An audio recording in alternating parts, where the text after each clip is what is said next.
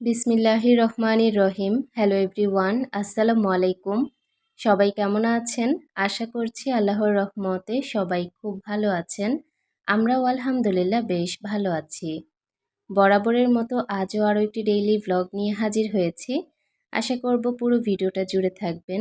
অবশ্যই স্কিপ করা ছাড়া ফুল ভিডিওটি কন্টিনিউ করার চেষ্টা করবেন। কোথাও কোনো অংশ আপনাদের কাছে একটু হলেও ভালো লাগবে। বেশ অনেকটা দিন পর আজকে লং একটা ভিডিও নিয়ে হাজির হয়েছি। আমি খুব করে আশা রাখবো আমার প্রিয় মিষ্টি আপুরা আমার পুরো ভিডিওটা দেখে যাবেন। একটা লাইক দিয়ে ফুল ভিডিওটি কন্টিনিউ করবেন। আপনার একটা লাইকের কারণে আপনার মতো হাজারো বন্ধুর কাছে আমার এই ভিডিওটা পৌঁছে যাবে। সেই সাথে সুন্দর একটি কমেন্ট করবেন। আমি আপনাদের কমেন্ট পেলে পরবর্তী দিনের একটা নতুন ভিডিও তৈরি করতে অনেক বেশি উৎসাহ পাই। সেই সাথে গঠনমূলক একটা কমেন্ট করবেন, এতে করে আমার কাছে অনেক বেশি ভালো লাগবে। যাই হোক, আমি সকালে নাস্তা করে নিয়েছি। আজকে খুব মজা করে 1 কাপ কফি তৈরি করেছি, সেই সাথে পাউরুটি টোস্ট করে নিয়েছি। সকালে হালকা পাতলা নাস্তা করে তারপর আমি সংসারের কাজকর্ম শুরু করেছি। নাস্তার পর্ব শেষ করে নাস্তা করার পর যে একটু থালাবাটিগুলো ছিল সেগুলো ক্লিন করে তারপর এখন এই তো এখানে একটু গুছিয়ে রাখছি। আমার এই খাওয়ার র্যাকের উপরের অংশটা আমি এভাবে করে রেখেছি। খাওয়ার র্যাক বলার কারণটা হচ্ছে এখানে সব খাওয়া দাওয়ার জিনিসগুলোই থাকে।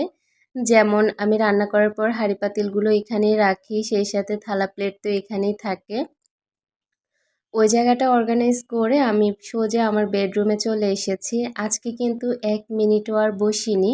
অন্যান্য সময় দেখা যায় আমি রান্না করার আগে বা কাজ করার আগে নাস্তা করে কিছুটা সময় নিজেকে সময় দেই। যেদিন ভালো লাগে টিভি দেখি, অথবা যেদিন ভালো লাগে মোবাইলে একটু স্ক্রল করি। এই নিউজ সেই নিউজ দেখতে দেখতে আমার কিছুটা সময় কেটে যায়, নিজেকে সময় দেয়া হয়ে যায়। সংসারে যেন কোনো রকমভাবেই আমার অনীহা না আসে, আমি কিন্তু সেরকমভাবেই নিজেকে মানিয়ে নিয়েছি। তো এই কারণেই কিন্তু নিজেকে সময় দেওয়া, নিজের পছন্দ মতো আমি যে কোনো সময় যে কোনো কাজ করি। আর আলহামদুলিল্লাহ, এটা আমার সংসার, আমি আমার মনের মতো করে সব কিছু করতে পারি। কারো কোনো বাধা নেই, কারো কোনো ধরা নেই, আমি যখন যা ইচ্ছা তা করতে পারি। এটাই আমার কাছে অনেক বড় একটা পাওয়া।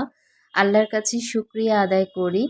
অনেক মেয়ের স্বপ্ন থাকে যে একটা নতুন সংসার হবে বা নিজের করে একটা সংসার হবে। আলহামদুলিল্লাহ, আমার কিন্তু সেই সংসার আছে। যদিও আমি শ্বশুর শাশুড়ি নিয়ে থাকি, তারপরেও আমি বুক ফুলিয়ে বলতে পারি এটা আমার সংসার। কারণ সংসারের রানী আমি। আমার শাশুড়ির বয়স হয়ে গিয়েছে, সে এখন আর সংসারের দায়িত্বে নেই। আমি কিন্তু পুরোটা সংসার জুড়েই আছি, যার কারণে এখন সংসারের দায়িত্ব আমার হাতে। রান্নাবান্না থেকে শুরু করে যে কোনো কিছুর পরামর্শ বা যে কোনো বাজার আইটেম, যে কোনো কিছুই হোক না কেন, সব কিছুতে সবার আগে আমাকেই ডাকা হয়। আর এ কারণেই কিন্তু আমি বলতে পারি আমি যে কোনো কাজ শুরু করার আগে প্রথমেই আমার বেডরুমটা গুছাই, মানে বেডরুমটা একদম টিপটপ করে গুছিয়ে ফেলি। এতে করে আমার কাছে মনে হয় অন্যান্য কাজগুলো অনেক সহজ হয়ে যায়। তো আমি কিন্তু এখনও রান্না বান্নাও করিনি, সব কিছুই করবো আস্তে আস্তে। আর আমি কিন্তু আলহামদুলিল্লাহ কোনো কাজ জমিয়ে রাখি না, সবই করি সময়ের মধ্যে। তবে নিজের উপর যদি একটু কষ্টও হয়ে যায় তাও কিচ্ছু করার নেই, সময়ের মধ্যে আমাকে সব করতে হয়। কারণ আপনাদের ভাইয়া যেহেতু দুপুরে খাবার খেতে বাসায় আসে, এর আগেই কিন্তু আমাকে সব কিছু রেডি করে রাখতে হয়। তারপর আমি এখানে ওয়ারড্রোবটা গুছিয়ে নিয়েছি, মানে পরিষ্কার করে নিয়েছি। ড্রেসিং টেবিলটা গুছিয়ে ভালো করে পরিষ্কার করে সাইড টেবিল বক্সটাকেও ভালো করে পরিষ্কার করে নিয়েছি।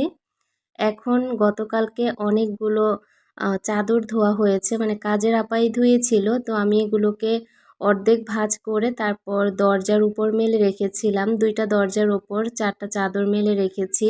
বর্তমানে এমন একটা অবস্থা, মানে কি বলবো, হঠাৎ করে বৃষ্টি চলে আসে, কখন যে বৃষ্টি আসে কিছুই বোঝা যায় না। এই রোদ তো এই বৃষ্টি, এ কারণে কিন্তু চাদরগুলো ধুয়েও আমি অনেক মুশকিলে পড়ে গিয়েছি। হালকা একটু ভিজা অবস্থায় আমাকে ছাদ থেকে তুলে আনতে হলো। পরবর্তীতে আমি বাসাতেই এগুলো গুছিয়ে, মানে শুকিয়ে ফেলেছি। শুকিয়ে হালকা গুছিয়ে রেখেছি। এখন ভালো করে টান টান করে ভাঁজ করে আমি আলমারিতে রেখে দিয়েছি। এখন আমি প্রত্যেকটা ফার্নিচার একটু মুছে নিচ্ছি। আমার রুমটা যদিও ছোট, তারপরেও কিন্তু ফার্নিচারে টইটম্বুর, তো এগুলো কিন্তু আমাকে মুছতে হয়। সাইড সাইডে জায়গাটা কম, তারপরেও কিন্তু রুমটা আলহামদুলিল্লাহ চলার মতো করেই বড় আছে, আমি অন্তত চলতে পারি। তো আমার বেডরুমে খাটের সামনে কিন্তু এতটুকু জায়গা, আর সাইডে তো আপনারা দেখতেই পান ওয়ারড্রোবের পাশে একদম সামান্য একটু জায়গা। আল্লাহ যতটুকু কিসমতে রেখেছে ততটুকুই আছে আলহামদুলিল্লাহ। তবে আমার এতটুকুই ভালো লাগে। যদি এই বেডরুমটাতে আমি সব ফার্নিচারগুলো না রাখতে পারতাম তাহলে আমার কতই না খারাপ লাগতো। তবে আলহামদুলিল্লাহ খুব ছোট্ট করে হলেও আমি রুমটাকে সাজিয়ে তুলতে পেরেছি আমার মনের মতো করে। সেই সাথে আমার প্রয়োজনীয় সব জিনিস এখানে রাখা হয়েছে। কোনো কিছুর কমতি রাখিনি, তবে শুধুমাত্র কমতি অল্প একটু জায়গা যদি বাড়তি থাকতো তাহলে চলাফেরা করতে অনেক সুবিধা হতো। তারপরেও আমার বাসাটা ছোটোখাটোর মধ্যে খুবই সুন্দর আলহামদুলিল্লাহ। যারাই বাসায় এসেছে সবাই বলে যে ছোট্টখাটোর মধ্যে খুবই সুন্দর করে বাসাটা যেমন করে সাজিয়েছি তেমনি বাসাটা সুন্দর লাগে দেখতে।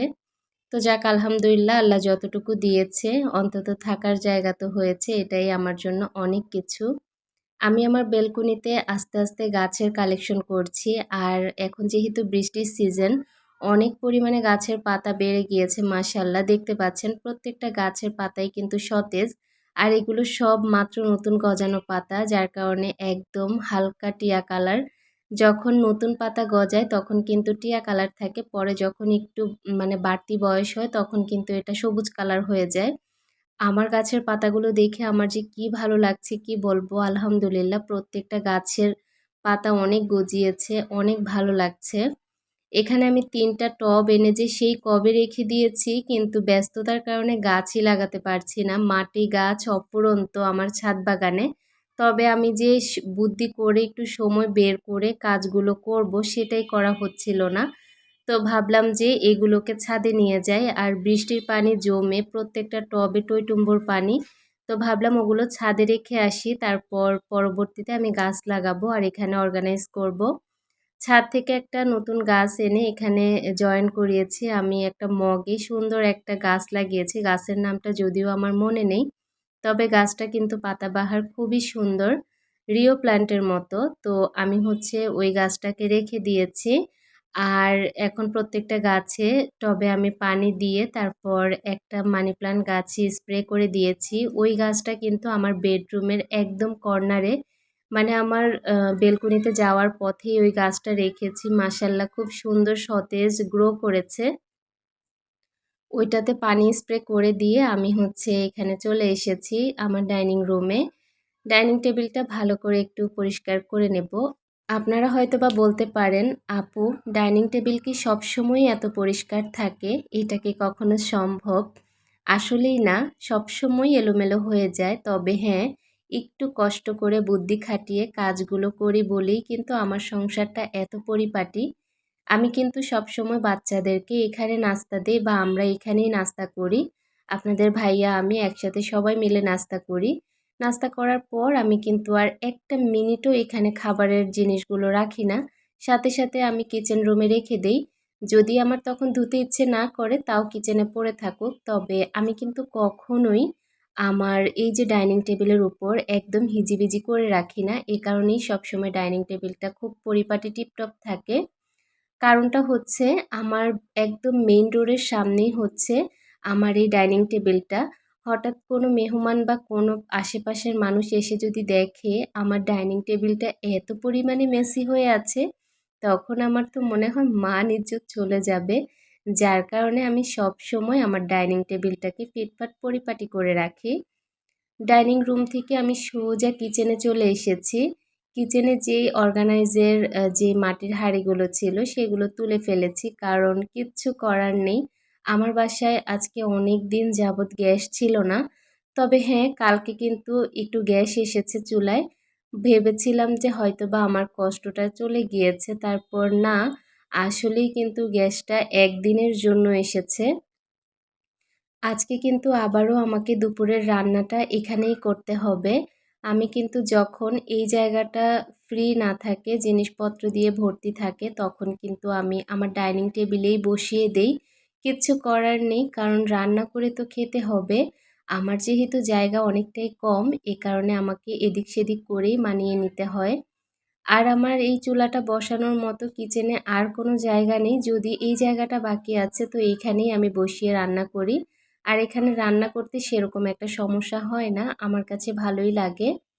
আজকে কিন্তু দুপুরের রান্নাবান্না শুরু করে দিয়েছি।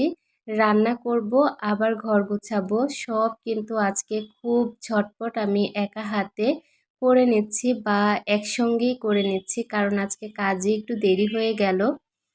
তো এখানে আমি মুরগিটাকে প্রথমে ভিজিয়ে ভালো করে ক্লিন করে তারপর ভাজা করার জন্য মানে মুরগি ভাজার জন্য যা কিছু মশলা আছে সব ভালো করে মিক্স করে তারপর এই তো তেলে ভাজতে বসিয়ে দিয়ে এসেছি। তারপর এখন আমি হচ্ছে এই তো আমার ড্রয়িং রুমটাকে ভালো করে পরিষ্কার পরিপাটি করে নেব।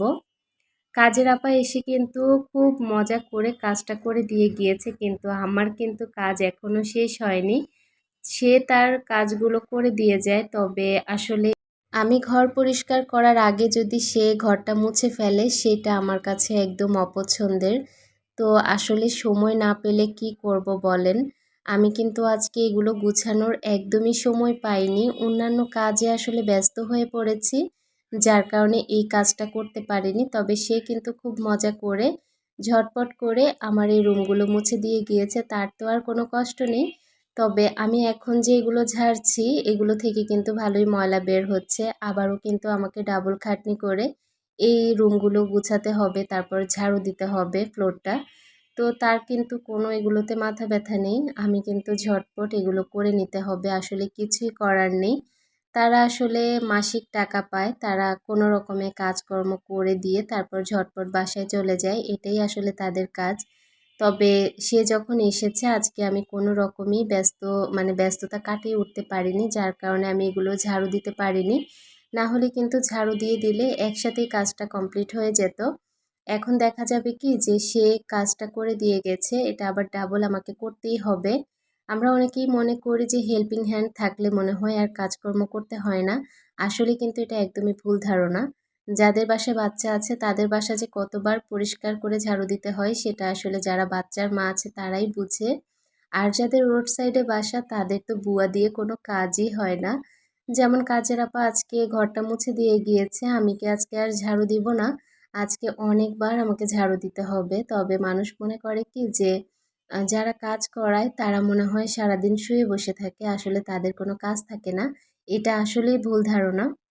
তো যাই হোক, আমি ড্রয়িং রুমটা ভালো করে পরিষ্কার করে শুধু ড্রয়িং রুমটাকেই ঝাড়ু দিয়ে এসেছি। এখন আস্তে আস্তে দেখলাম যে মুরগির মাংসটা ভাজা কিন্তু হয়ে গিয়েছে। তো আমি সেটাকে প্লেটে তুলে রেখে এই তো শুকনো মরিচ ভেজে নেব, কারণ এরকম ভাজা ভাজির সাথে শুকনো মরিচ দিয়ে ভাত খেতে কিন্তু বেশ লাগে। আজকে কিন্তু শুধু এটা দিয়েই দুপুরের রান্নাটা কমপ্লিট করেছি, আজকে আর কিচ্ছু করব না। আবার যদি রাতে কিছু করতে ইচ্ছে করে তাহলে করব। আবার দেখা যাবে আপনাদের ভাইয়া কিছু খাবার নিয়ে এসেছে, সেটা খেয়েই বসে থাকবো। এরকমভাবেই আসলে দিনকালগুলো চলে যাচ্ছে। আমি কিন্তু মুরগিটা ভাজার পর এই তো ভাতটাও তুলে দিয়েছি চুলায়। আর এখন ভাজা মুরগি দেখে না ভালোই লাগছে, তো ভাবলাম যে 2 পিস নিয়ে নেই, খেয়ে নেব। তো সস নিয়ে আমি হচ্ছে বেডরুমে চলে যাব। আর এই মুরগিগুলোকে ঢাকা দিয়ে চলে যাচ্ছি। আমি এখন মুরগিটা খাবো আর কিছু হিসাব নিকাশ করব। আমি কিন্তু খুব হিসাব করে চলার চেষ্টা করি। খুব হিসাব বলতে আমার হাসব্যান্ডের ইনকাম অনুযায়ী আমি কিন্তু খুব টিপটপ করে আমার সংসারটাকে চালাই। আলহামদুলিল্লাহ, হাসব্যান্ডের ইনকাম ভালো দেখে যে সবসময় একদম খরচ করে একদম সব শেষ করে ফেলবো তা কিন্তু না। নিজের জন্য হলেও বা নিজের সন্তানের জন্য হলেও কিছু টাকা তো অন্তত সেভিংস করতে হয়। সেই সাথে আপনাদের ভাইয়া প্রতি মাসে আমাকে একটা মোটা অঙ্কের টাকা দেয়, যেটা আমি আমার বাচ্চাদের জন্য মানে খরচ করি। যেমন বাচ্চাদের মেস, স্কুল, ওদের খাওয়া দাওয়া সব কিছু মিলিয়ে কিন্তু একটা ভালো অ্যামাউন্ট চলে যায়। এই যে টাকাগুলো দেখতে পাচ্ছেন এগুলো শুধুমাত্র ওদের স্কুলের বেতন আর মিসের বেতন। আজকের মতো বিদায়। আল্লাহ হাফেজ।